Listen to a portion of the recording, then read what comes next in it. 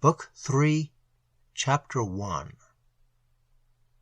One of Ambrose Merrick's favorite books was A Railway Timetable.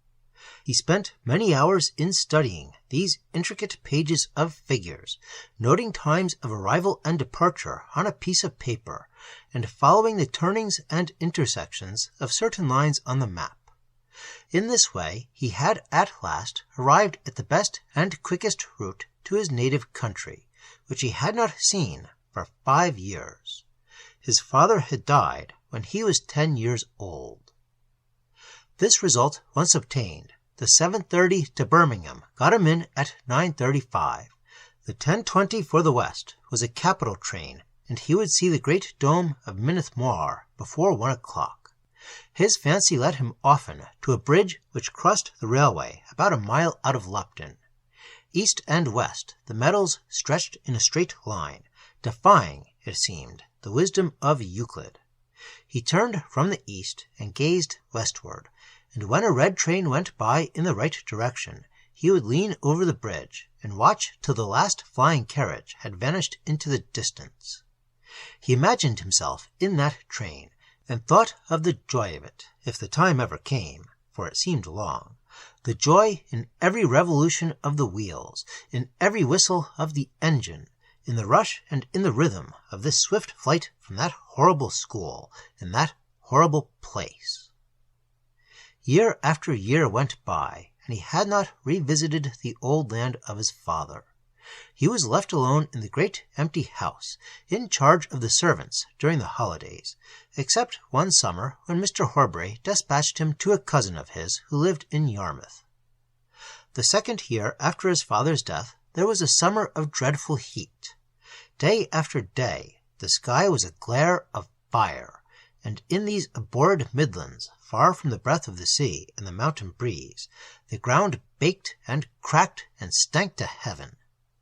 A dun smoke rose from the earth with the faint sickening stench of a brick-field, and the hedgerows swooned in the heat and in the dust. Ambrose's body and soul were athirst with the desire of the hills and the woods. His heart cried out within him for the water-pools in the shadow of the forest, and in his ears continually he heard the cold water pouring and trickling and dripping from the grey rocks on the great mountain side. And he saw that awful land, which God has no doubt made for manufacturers to prepare them for their eternal habitation, its weary waves burning under the glaring sky, the factory chimneys of Lupton vomiting their foul smoke, the mean red streets, each little hellway with its own stink, the dull road choking in its dust. For streams there was the Wand, running like black oil between black banks, steaming here as boiling poisons were belched into it from the factory wall, there glittering with iridescent scum vomited from some other scoundrel's castle. And for the water-pools of the woods he was free to gaze at the dark green liquor in the tanks of the sulphuric acid factory, but a little way out of town Lupton was a very rising place. His body was faint with the burning heat and the foulness of all about him, and his soul was sick with loneliness and friendlessness and unutterable longing. He had already mastered his Bradshaw and had found out the bridge over the railway, and day after day he leaned over the parapet and watched the burning metals vanishing into the west, into the hot, thick haze that hung over all the land. And the trains sped away towards the haven of his desire, and he wondered if he should ever see again the dearly loved country, or hear the song of the nightingale in the still white morning, in the circle of the green hills. The thought of his father, of the old days of happiness, of the grey home in the still valley, swelled in his heart, and he wept bitterly, so utterly forsaken and wretched seemed his life. It happened towards the end of that dreadful August that one night he had tossed all through the hours listening to the chiming bells, only falling into a fevered doze a little while before they called him. He woke from ugly and oppressive dreams to utter wretchedness. He crawled downstairs like an old man, and left his breakfast untouched, for he could eat nothing. The flame of the sun seemed to burn in his brain. The hot smoke of the air choked him. All his limbs ached. From head to foot he was a body of suffering. He struggled out and tottered along the road to the bridge, and gazed with dim, hopeless eyes along the path of desire into the heavy, burning mist in the far distance. And then his heart beat quick, and he cried aloud in his amazed delight, for in the shimmering glamour of the haze he saw, as in a mirror, the vast green wall of the great mountain rise before him, not far, but as if close at hand. Nay, he stood upon its slope. His feet were in the sweet-smelling bracken. The hazel thicket was rustling beneath him in the brave wind, and the shining water poured cold from the stony rock. He heard the silver note of the lark, shrilling high and glad in the sunlight. He saw the yellow blossoms tossed by the breeze about the porch of the white house. He seemed to turn in this vision, and before him the dear, long-remembered land appeared in its great peace and beauty. Meadows and cornfield, hill and valley, and deep wood between the mountains and the far sea. He drew a long breath of that quickening and glorious air, and knew that life had returned to him. And then he was gazing once more down the glittering railway into the mist, but strength and hope had replaced that deadly sickness of a moment before, and light and joy came back to his eyes. The vision had doubtless been given to him in a sore and pressing need. It returned no more. Not again did he see the fair height of Mawr rise out of the mist. But from that day the station on the bridge was daily consecrated. It was his place of refreshment and hope in many seasons of evil and weariness. From this place he could look forward to the hour of release and return that must come at last. Here he could remind himself that the bonds of the flesh had been broken in a wonderful manner, that he had been set free from the jaws of hell and death. Fortunately, few people came that way. It was but a by-road, serving a few farms in the neighborhood, and on the Sunday afternoon, in November, the head's sermon over and dinner eaten, he betook himself to his tower, free to be alone for a couple of hours at least. He stood there, leaning on the wall, his face turned, as ever, to the west, and, as it were, a great flood of rapture overwhelmed him. He sank down, deeper, still deeper, into the hidden and marvelous places of delight. In his country there were stories of the magic people who rose all gleaming from the pools in lonely woods, who gave more than mortal bliss to those who loved them, who could tell the secrets of that land where flame was the most material substance, whose inhabitants dwelt in palpitating and quivering colors, or in the notes of a wonderful melody. And in the dark of the night all legends had been fulfilled. It was a strange thing, but Ambrose Merrick, though he was a public schoolboy of 15, had lived all his days in a rapt innocence. It is possible that in school, as elsewhere, enlightenment, pleasant or unpleasant, only comes to those who seek for it. Or one may say certainly that there are those who dwell under the protection of enchantments, who may go down into the black depths, and yet appear resurgent and shining, without any stain or defilement of the pitch on their white robes. For these have ears so intent on certain immortal songs that they cannot hear discordant voices. Their eyes are veiled with a light that shuts out the vision of evil. There are flames about these feet that extinguish the gross fires of the pit. It is probable that all through those early years Ambrose's father had been charming his son's heart, drawing him forth from the Gehenna valley of this life into which he had fallen, as one draws forth a beast that has fallen into some deep and dreadful place. Various are the methods recommended. There is the way of what is called moral teaching, the way of physiology, and the way of a masterly silence. But Mr. Merrick's was the strange way of incantation.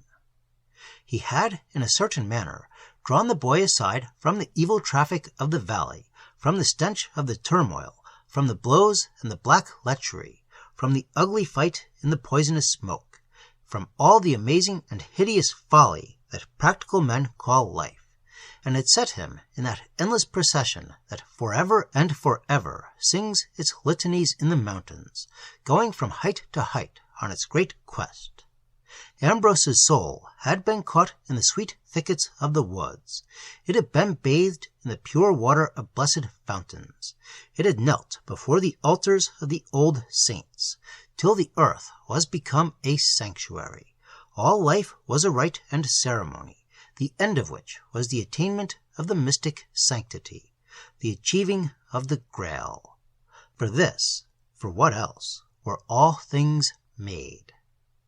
It was this that the little bird sang of in the bush, piping a few feeble, plaintive notes of dusky evenings, as if its tiny heart were sad that it could utter nothing better than such sorry praises.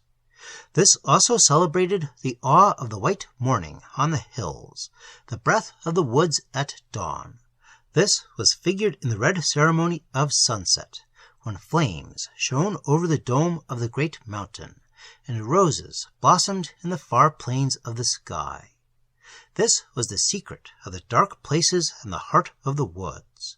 This, the mystery of the sunlight on the height, and every little flower, every delicate fern, and every reed and rush was entrusted with the hidden declaration of this sacrament.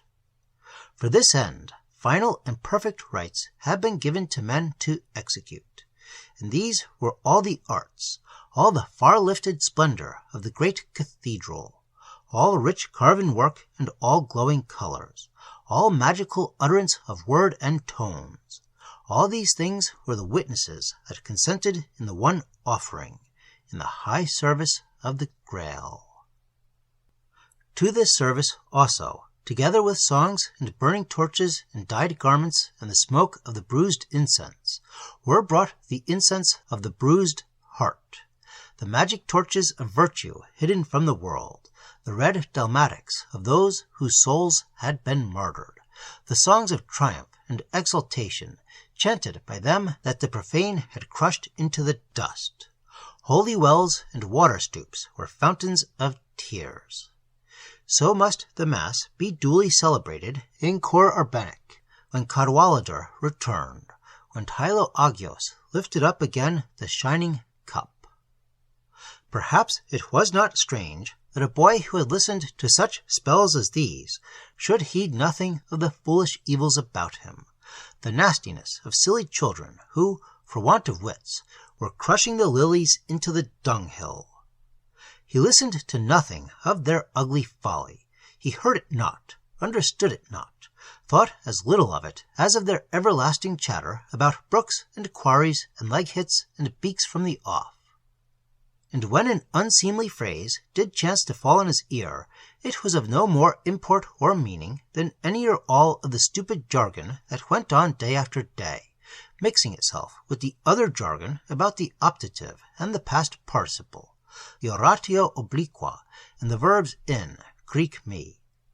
To him this was all one nothingness, and he would not have dreamed of connecting anything of it with the facts of life, as he understood life. Hence it was that for him all that was beautiful and wonderful was a part of sanctity.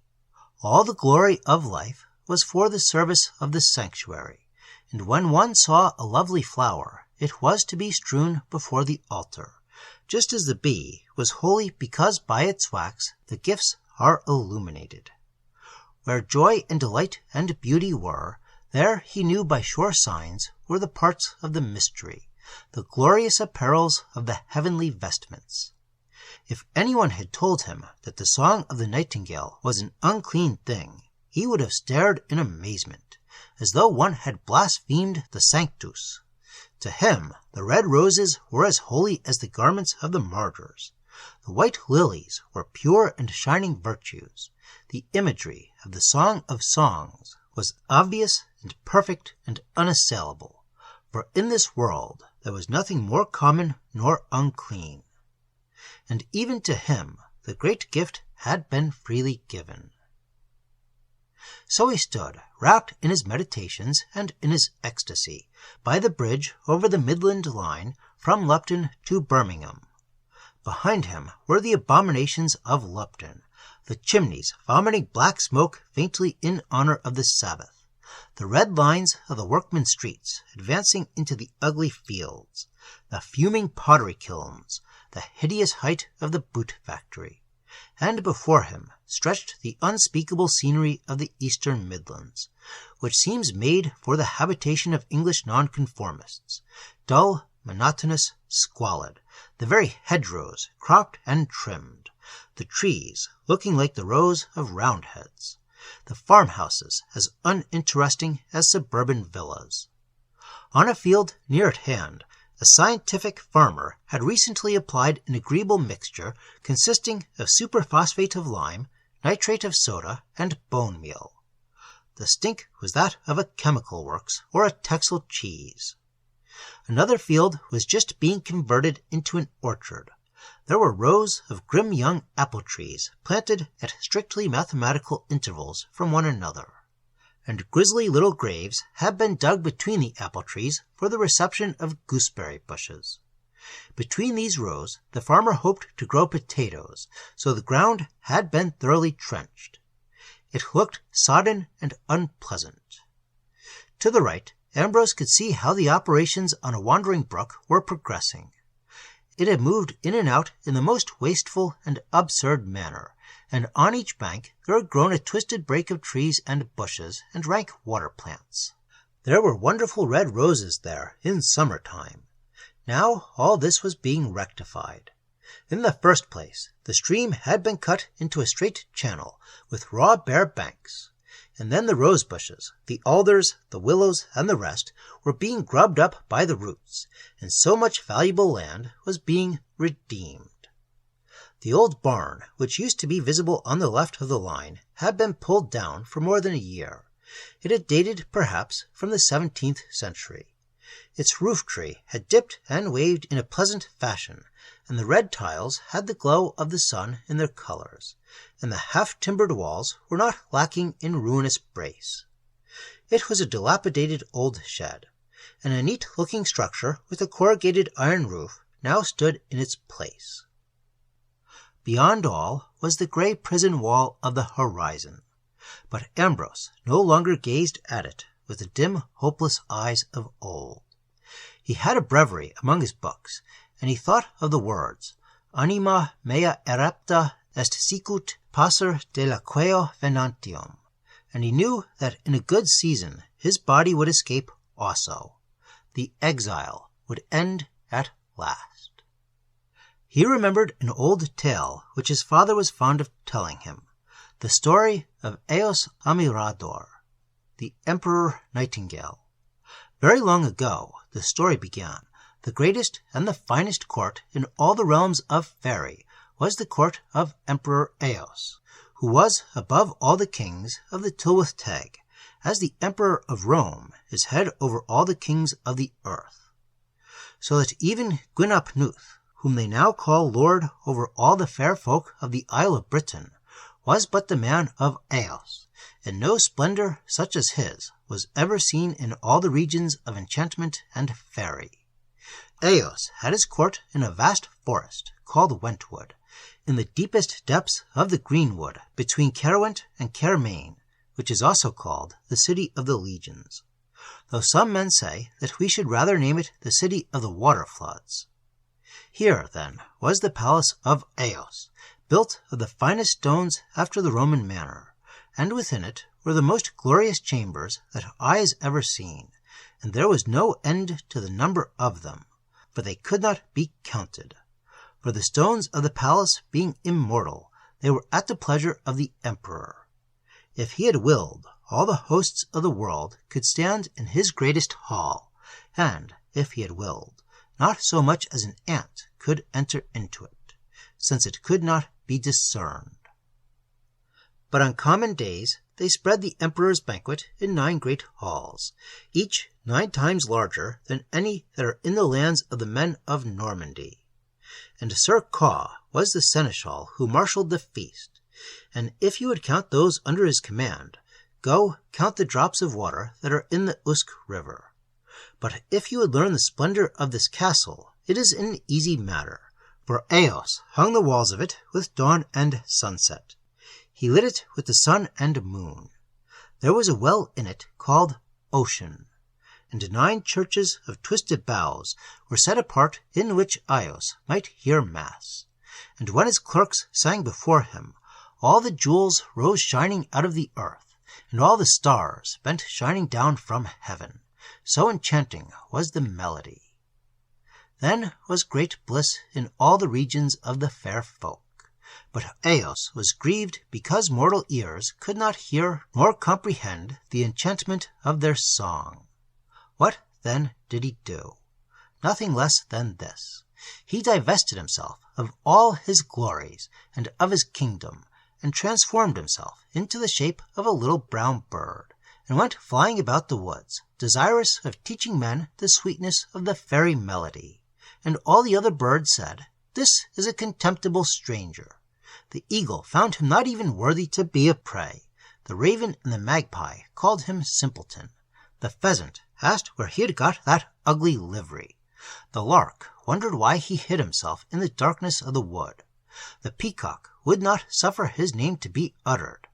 In short, never was anyone so despised as was Eos by all the chorus of the birds. But wise men heard that song from the fairy regions, and listened all night beneath the bough, and these were the first who were bards in the Isle of Britain. Ambrose had heard the song from the fairy regions. He had heard it in swift whispers at his ear, in sighs upon his breast, in the breath of kisses on his lips.